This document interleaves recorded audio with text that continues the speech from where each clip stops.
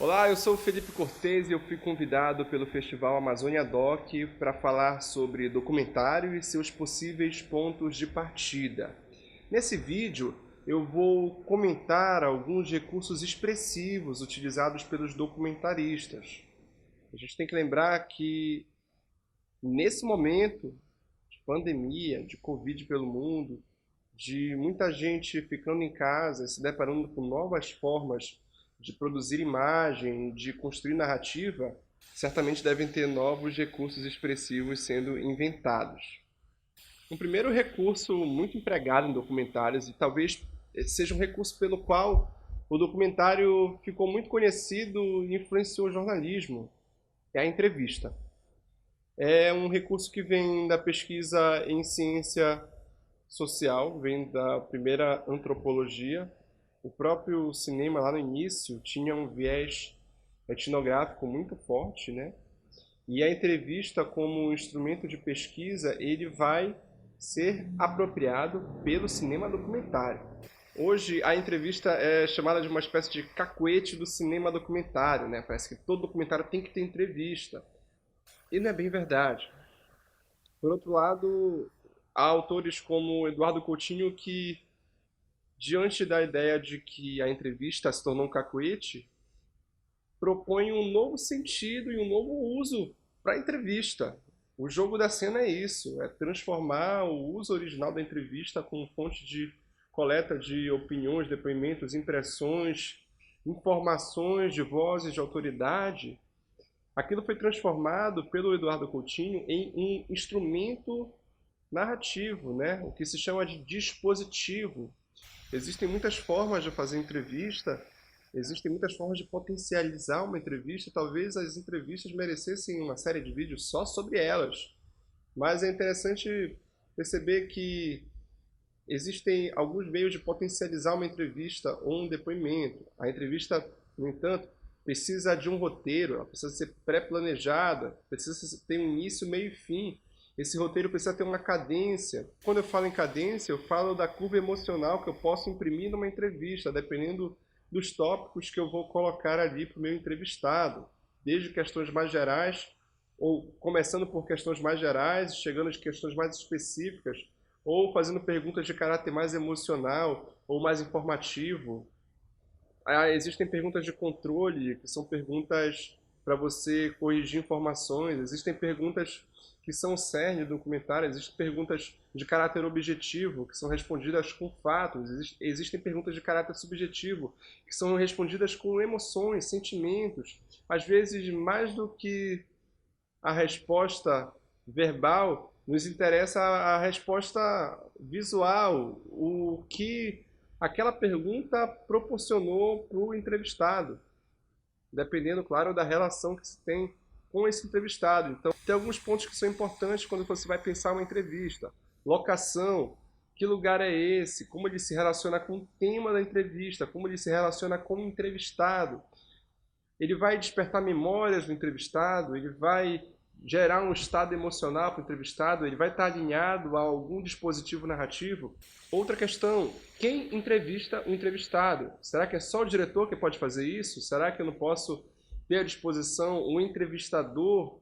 Será que se eu colocar determinadas pessoas para entrevistar o entrevistado, eu vou estar obtendo um outro resultado desse entrevistado? Se eu colocar a mãe dele, se eu colocar uma pessoa que ele nunca mais viu, será que proporcionar encontros não vai ser mais interessante do que o diretor em si?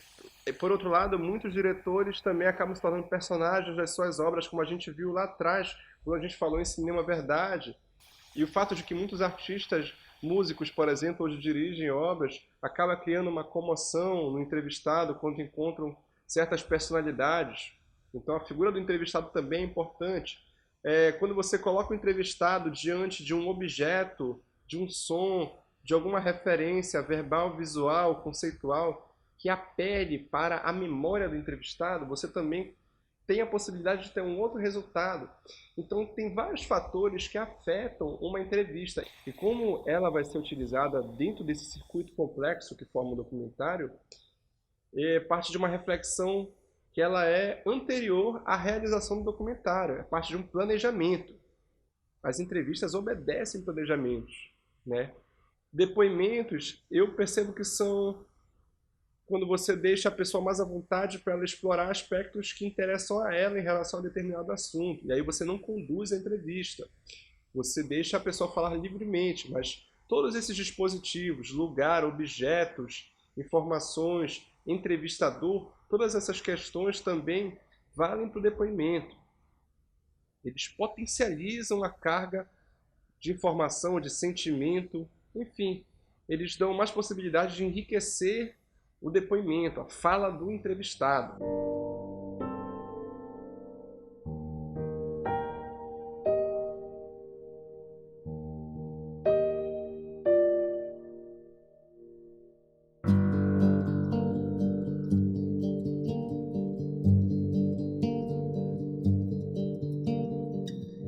O encontro de minha mãe com a China é uma sucessão de surpresas.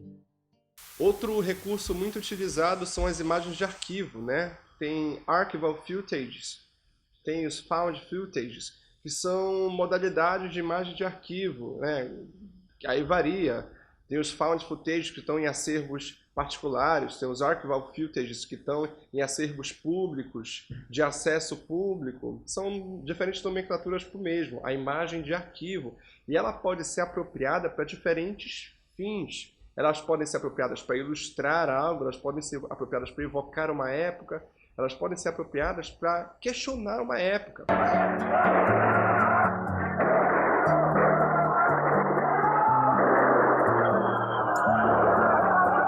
L'objet de cette explosion, vous avez entendu une autre explosion, là je pense une troisième maintenant, obligeant ainsi les étudiants à reculer nous-mêmes. Quem antes vivia calado, agora se sentia à vontade para tomar a palavra. Estudantes, operários, garçons. Alguma coisa nova brotava, comovente e vital. Um filme como No Intenso Agora, do João Moreira Salles, ele revisita arquivos de diferentes países na década de 1960, com a Revolução Cultural na França e os impactos disso no mundo, no leste europeu, na China. Quer dizer, ele, a partir dos arquivos, revisita os rompantes revolucionários dos anos 60 ao redor do mundo, inclusive no Brasil. E ele propõe, e ele permite que o realizador teça uma reflexão sobre a felicidade da juventude naquela época, como principal motor que desencadeou toda aquela pulsão social. Ao mesmo tempo, ele vai refletir sobre a tristeza, o desânimo, a depressão após a convulsão social do maio de 68. Outro recurso que é muito utilizado ainda hoje é o off, é a locução. E aí a gente pode oferecer diferentes possibilidades de uso disso. Tu tens o off mais tradicional, a tal da voz de Deus, a voz do saber, a voz que enuncia, a voz que conecta e conduz a sua narrativa. Ela é um uso mais clássico, ligado ao documentário clássico, né? Mas a gente também tem uma voz que é ligada a esse documentário da ética modesta, né? Que tem a ver com a voz do eu, do documentário em primeira pessoa. Isso faz referência também ao filme ensaio, né? E a reflexão que o autor, o cinema de autor, seja o de ficção, mas sobretudo aqui o documentário, a reflexão que o autor faz sobre aquele recorte como um elemento importante, né, para a trama que ele apresenta no filme dele. Eu e a democracia brasileira temos quase a mesma idade. Eu achava que nos nossos 30 e poucos anos estaríamos pisando em terra firme. E aí o discurso verbal, ensaístico do autor, do próprio Cris Marquet, do João Moreira Salles, da Agni Vardar, da Petra Costa, eles lançam mão do off como um recurso reflexivo a partir do qual a gente percebe a subjetividade do autor. Nossa mãe sempre me disse que eu podia morar em qualquer lugar do mundo, menos em Nova York. Que eu podia escolher qualquer profissão, menos ser atriz. No dia 4 de setembro de 2003, eu me matriculei no curso de teatro da Columbia University.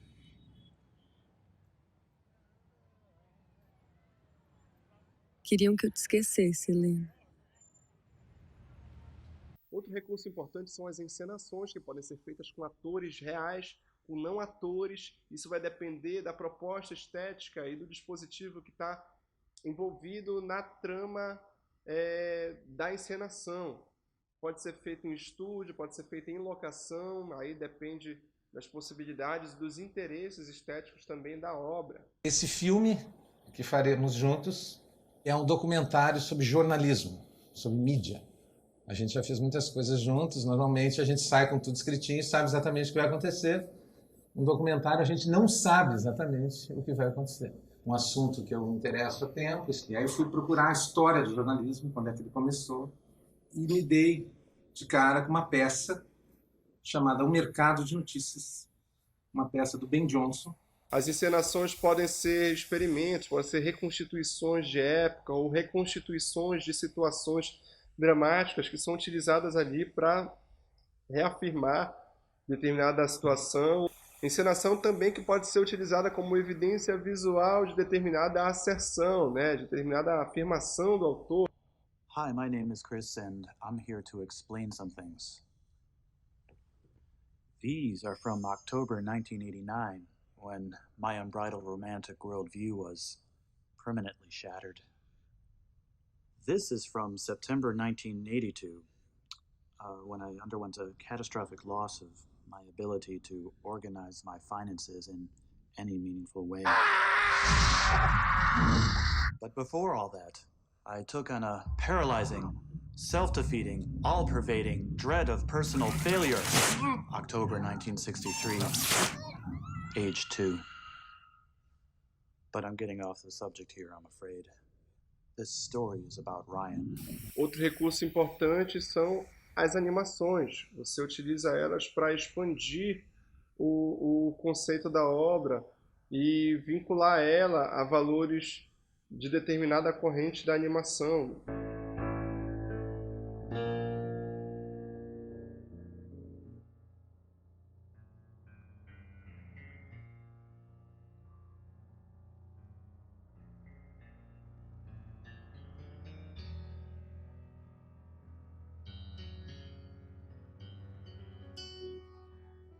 Ela vai figurar de forma estética, mas ela também pode estar na base do filme. Depende muito da proposta que se quer trazer.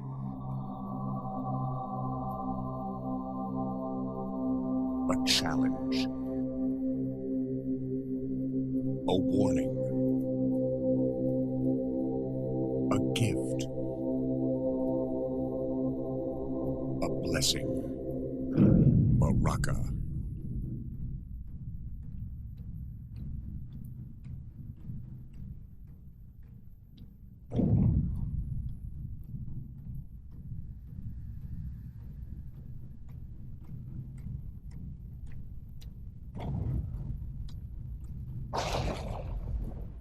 Outros recursos importantes são a própria música, né? As trilhas sonoras, para tu reforçar estados de espírito, para criar atmosferas. Junto com os efeitos sonoros, isso vai dar uma dinamicidade. Isso é fundamental para a tua obra.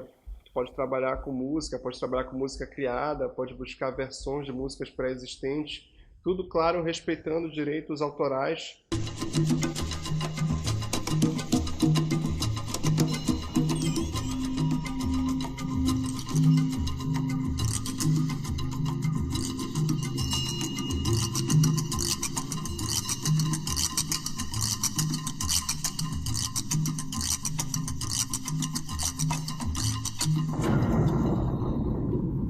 Outro recurso que é muito utilizado, muito comum, são as imagens câmera, que são as imagens pensadas e planejadas para o próprio documentário. E aí as possibilidades disso são diversas, porque você pode planejar determinados insets, você pode ter as imagens captadas no embate da equipe com o mundo, né? Então pode ser fonte da sua observação no seu cinema direto, pode ser fonte da sua interação com o mundo no seu cinema verdade. Enfim, tem diversas possibilidades de produção de imagens câmera, né? Paralelamente, hoje nós temos as imagens dos smartphones, né, que são verdadeiras extensões do nosso corpo. E o gesto de produção de imagens com o telefone celular, ele, ao mesmo tempo que se banaliza, ganha força em determinadas narrativas documentais como um registro genuíno do que se passa no cotidiano da cidade. Juntamente com as imagens dos telefones, a gente também tem os memes, que são as representações pictóricas de uma diversidade de situações para fins de humor, mas também de crítica social, e que se espalham e se viralizam no conjunto da cultura. Notícia leva tempo para ser investigada, apurada, redigida, editada. Do outro lado, a grosseria caricata exposta pelo meme, que é fácil de compreender, é fácil de assimilar e é fácil de aceitar. A oposição ao jornalismo do Intercept se expressa com memes. As denúncias falsas contra o Glenn são isso, um meme. Tudo bem resumido, tudo bem caricato e tudo contido numa única imagem de um suposto documento cheio de erros. É só um meme. Mas não subestime o meme. O meme é rápido e rasteiro. Enquanto o jornalismo calça o sapato, o meme dá a volta ao mundo. Mas, ao mesmo tempo que eles são apropriados diariamente, eles são descartados diariamente, mas eles se agregam no imaginário coletivo e se tornam parte de um vocabulário de sentido muito popular e que pode ser apropriado pelas narrativas documentais. Yo me había enamorado de él, punto. No me importaba mucho en sí el baile, sino la persona. Pero bailábamos medio así, ¿me entendés? Juntos.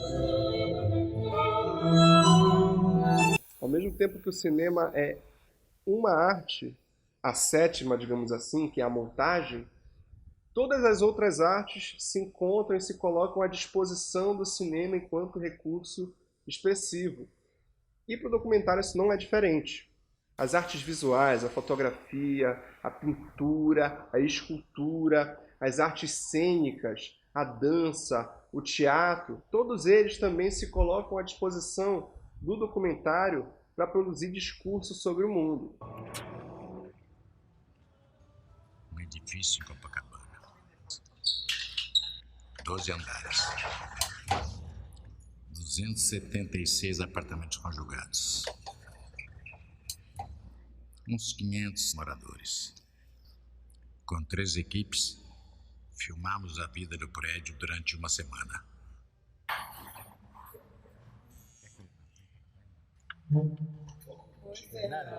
Tudo bem? Tudo bom? Tudo bem? Podemos entrar pro ano? Todos os 49 anos eu passei aqui sem nunca mudar do prédio. Por exemplo, se eu sou homem e estou com uma mulher do lado, eu não vou olhar para outra que está passando ali e fico encarando. Né? Ela afirma que eu olho para mulher na rua. Olha. Ela mostrou seu amigo que girasse o mundo lá. O dispositivo é uma espécie de conjunto de leis internas para que se compreenda a lógica de uma obra. Ou como diria o Eduardo Coutinho, são as razões para que haja filme, né? São as leis que façam com que um filme dele aconteça. A gente pode pegar o exemplo do Rua de Mão Dupla, do Carl Guimarães, no qual o dispositivo são 6 indivíduos que se desconhecem, eles são distribuídos em 3 duplas e eles são convidados a trocar de casa por uma noite e a filmar isso. Macho, por religião, desde criança, ele torce para o glorioso Clube Atlético Mineiro. Um ambiente assim, bem diferente do normal, o prédio todo torto, cheio de curva, as paredes são tortas, enfim, é um negócio meio doido, assim, eu pelo menos não estou acostumado com esse tipo de edificação, né? E a filmar também as próprias impressões sobre a vida daquela pessoa, sobre como elas imaginam que a pessoa deve ser. E é do cruzamento dessas percepções que o filme é feito. O dispositivo é travado dessa forma. O filme só existe porque o Carl Guimarães estabeleceu essa lógica. E a isso a gente chama de dispositivo narrativo. Ele aponta para um espectro muito grande de estratégias de se contar histórias, mas também de se proporcionar experiências documentais. Bem, esses foram alguns recursos expressivos usados no cinema documentário. Eu procurei destacar alguns dos principais, assim, imagino que tenha muitos outros e que outros estejam sendo inventados nesse momento, né? Eu penso que para se começar a pensar em fazer um documentário é bom ter ideia do que se pode lançar mão, né? De que tipo de recursos estão à disposição do documentarista para ele contar determinada história. Para mim está sendo um prazer muito grande tocar com vocês, ainda mais nesse período de confinamento e de distância, onde eu percebo que muitas trocas estão acontecendo, trocas de afetos, trocas de conhecimento. E é visando essa troca, esse compartilhamento de saberes, que o Amazônia Doc está propondo uma série de oficinas que falam sobre o fazer documentário. No próximo vídeo, a gente vai falar sobre a experiência de produção de documentários da TV Cultura do Pará, que é uma emissora de Belém que há mais de 30 anos realiza documentário na Amazônia e tem um dos maiores acervos de documentário sobre a história do Pará nos dias de hoje.